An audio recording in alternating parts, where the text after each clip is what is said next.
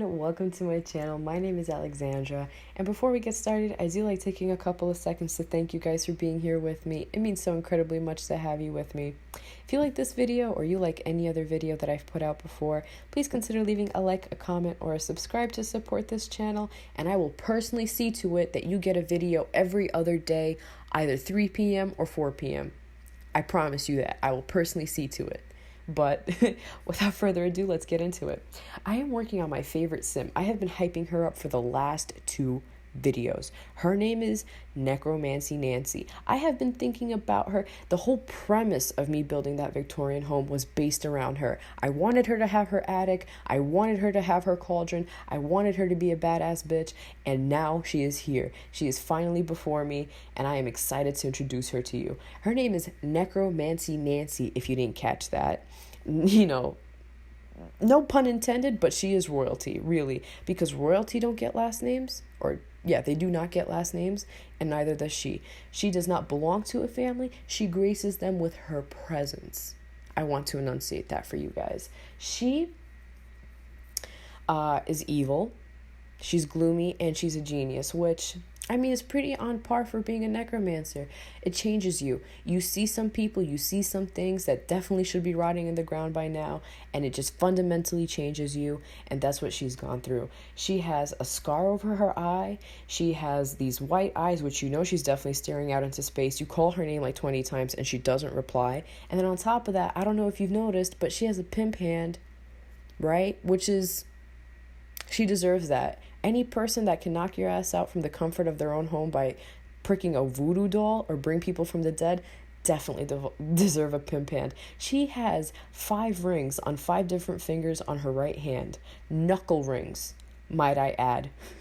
They are not the most comfortable thing, and she wears it at every fit. So, you know, given any function, she's really ready to, I don't know, summon someone. But yeah, so these family, okay, before I get into claiming they're Victorian or anything, I really don't want the entire historical accuracy Sims community to come for my neck, because given the fact that The Sims really doesn't throw us a bone in terms of like particular decades / time periods, they kind of give us a little bit of everything in each game pack, and the vampire / realm of magic kind of gave us this ode to the older, but I do supplement a lot of the clothing with CC. However, I want this to be accessible to you guys on the gallery, so everything that is up on the gallery is not CC'd. Maybe for some reason when I was making them in cast, they had some sort of mod available, but that is not, no, there are no mods on these particular Sims. There is no CC, so you are more than welcome to download these particular Sims should you have those packs already. So I always try my best to cover, well, to like mind my P's and Q's and make sure that these Sims are at the very least somewhat accessible in terms of they are all packs that I used from the actual game. Anyway, I don't know if you noticed, but these past 2 Sims, I sort of just gave them for their workout outfit the same thing as their formal outfit yet a second time, because when I was looking up workout clothes for Victorians, it dawned on me that crunch fitness wasn't a thing in 1886. So really, they didn't have sweats, they didn't have t-shirts like that, and I just kind of figured that, you know, this particular Sim, Don Cardero, he was a writer, right?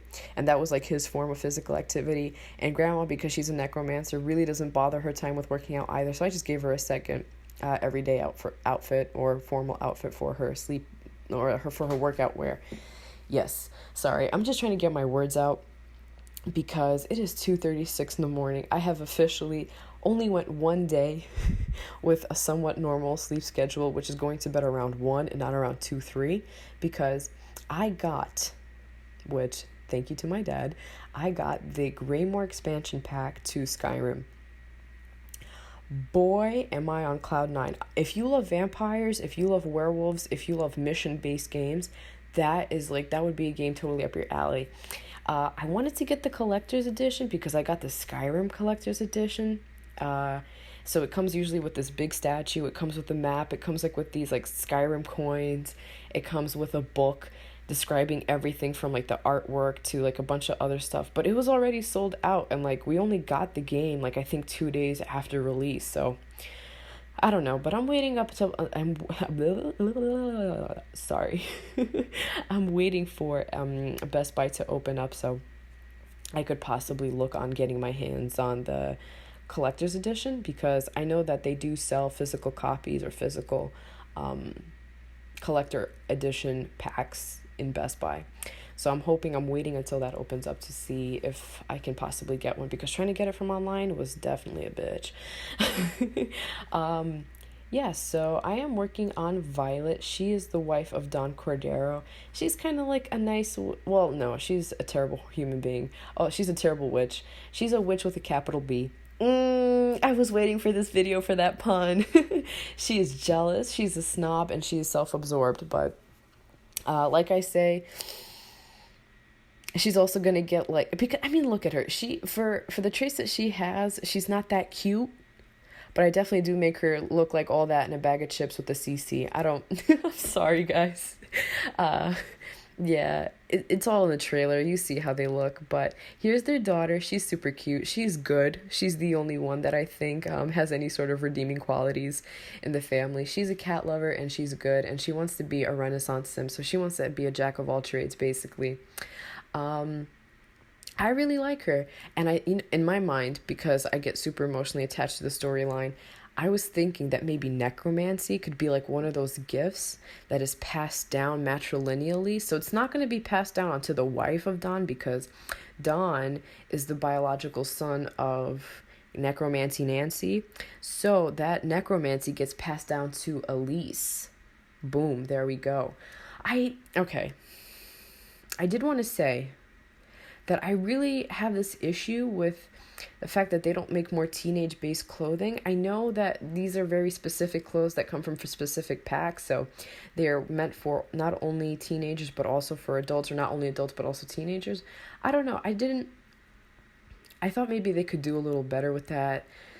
I don't know, but I was thinking that maybe I could get into making mods, and then, not mods, but making CC, and I could actually make clothes based off of historical items or historical pictures that I see.